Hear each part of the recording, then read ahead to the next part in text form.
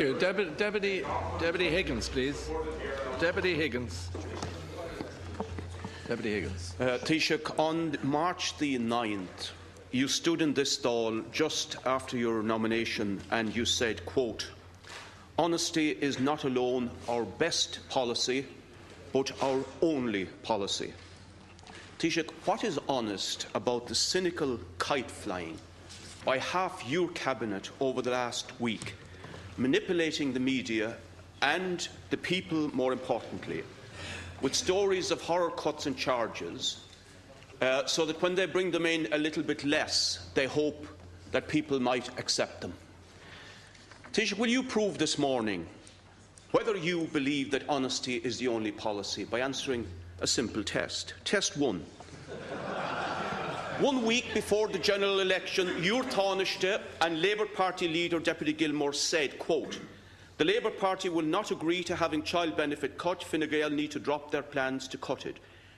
Will you make an honest man of Deputy Gilmore this morning, and more importantly, on budget day? Test 2. Test 2. Programme for government, quote, "We will maintain social welfare rates," end quote. Will you make an honest woman the Minister for Social Protection this morning and in budget day? And more importantly, an honest government. No social welfare cuts. Test 3. Labour Party manifesto, quote, "Labour believes the €500 increase in student service charges to €2,000 is a step too far. Labour will reverse the increase." Will you make an honest party of the Labour Party on budget day? Will you insist that honesty prevails in this regard on budget day? Test 4. The Minister for Finance announced a 0.6% levy on pensions for 4 years, so-called Jobs Initiative.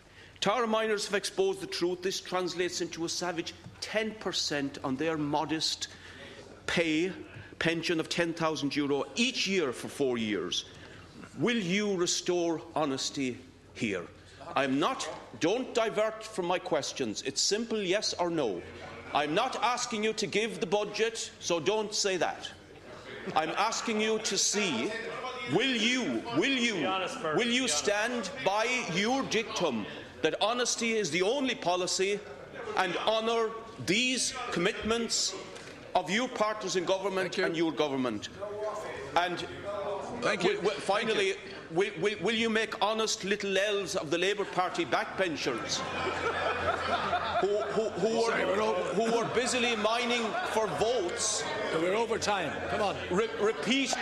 Deputy, you're over time. Repeating all the messages of their leaders. Now we hear. Yeah. You're over time. You're over time. We hear from journalists. That they've gone hiding in the woods over the last few days. So, thank you. I'd like a straight answer in this regard. Deputy, can I ask you once again? Would you please allow some opportunity to ask a question and for somebody to answer it? Thank you. All you're doing is encouraging disorder. Deputy has given four examination questions here. He reminds me a bit of the return of Joe McCarthy, Senator Joe McCarthy. Did you ever, have you ever, would you ever associate with the Communist Party? Answer yes or no.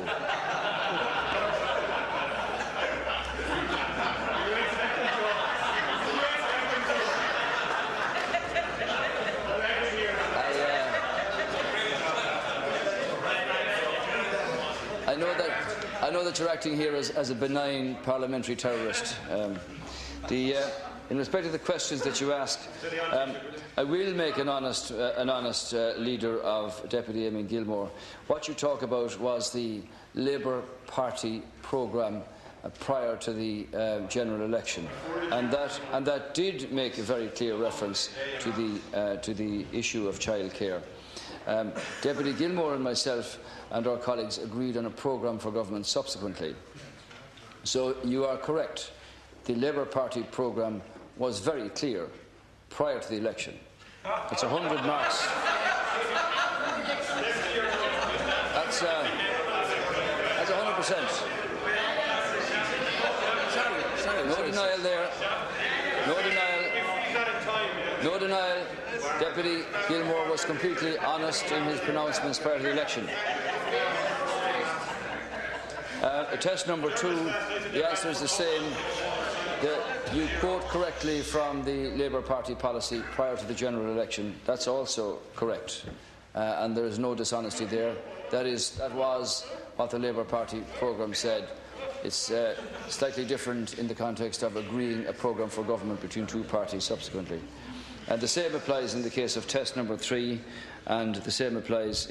Well, your fourth question about the percentage levy in respect of the pensions industry is complete fantasy, and you know that. Obviously, the point was made by the eminent deputy that the pensions industry were well able to absorb the vast majority of costs involved in that temporary levy, which provided workers and jobs in your own constituency, which I'm sure you support very well. So the Labour Party are entirely an honest party, and the people that you mentioned in the Labour Party are absolutely truthful, but we're now operating with a programme for government to deal with the reality of the situation that we have in front of us. Deputy Higgins, supplementary question. Taoiseach, obviously you have an extraordinary concept of honesty and truth.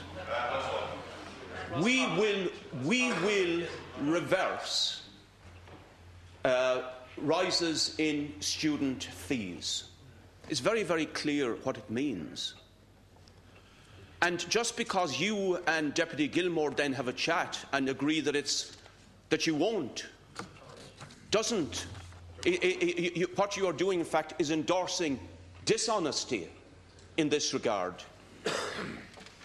The Labour Party says we will not tolerate a reduction in child benefit. And then you and Deputy Gilmore have a chat and you agree that it's okay to do so. We're not going back over manifestos. That is another fundamental dishonesty. On social welfare cuts, you said, not the Labour Party this time, but the programme for government. We will maintain social welfare rates. And finally, with regard to the pensions issue, it is not a fallacy. The reality is that pensioners, working men and women who have slaved all their lives and now on modest pensions, are having it put onto their shoulders, as the Tara miners outside the gates yesterday showed us in black and white, €1,000 levy a year on them. So, Taoiseach, test 1, fail. Test 2, fail. Test 3 on social welfare, clarify please. It's the programme for government, it's not the Labour Party. And test 4, fail. So, 0. Thank you. Well, Deputy, you didn't say anything about the little L's in the Labour Party, so we leave them answer for themselves over the next while. Deputy, we're over time. We want clarification on the social welfare issue to see could you possibly pass 1 out of 4, which will still be a fail overall.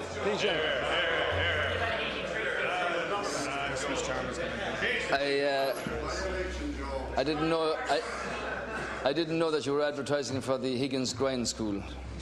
I've referred to these matters. I met with a number of the Tara miners myself in Navan some time ago, and we're following through on a number of specific issues that they raised. But as I said, the question of the temporary levy there, the cost of that could well be absorbed by the pensions industry. No decisions have been made about the detail of any cuts in social welfare. Clearly, there are going to have to be savings in social welfare, and unless you have a social welfare structure that encourages employment measures, that encourages people to go to work and to want to go to work, you're not going to have the kind of society that you talk about and that we all want to see here, where people have the opportunity to have jobs, work and employment in their own area, if that's what they wish to do. So what you're talking about is speculative in the sense that the government have not signed off on this. And I'd finally say this to you. The programme for government that you speak of was agreed between both parties, between the Fine Gael party and the Labour Party, and was brought into this House here and was debated and discussed and passed overwhelmingly by the representatives of the people who sent us here to deliver on that mandate. That completes Labour leaders' questions for today.